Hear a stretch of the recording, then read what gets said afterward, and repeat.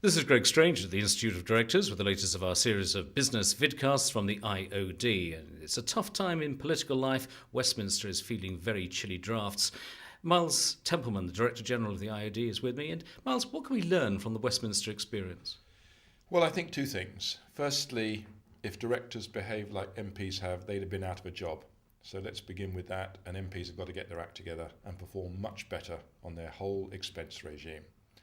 But I think what we can learn from it is in the world post-recession, which is a little bit away, but we'll get there eventually, greater transparency in all areas is going to be the order of the day, whether we're talking about business, parliament, or the way everything works.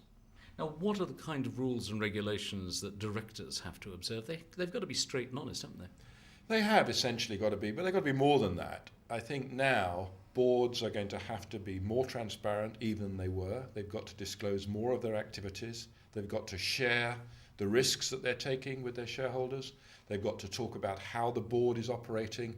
And I think although we don't want a transformation, because I think that would be changing too much, I think boards throughout the business world, not just the finance community, will need to act slightly differently if they are to satisfy the public, the government and their shareholders.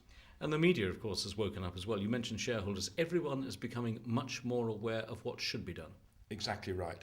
But it's not just the rules themselves, it's the spirit and the behaviour that goes with those rules. We're sick to death of hearing what the MPs have said about how they merely followed the rules.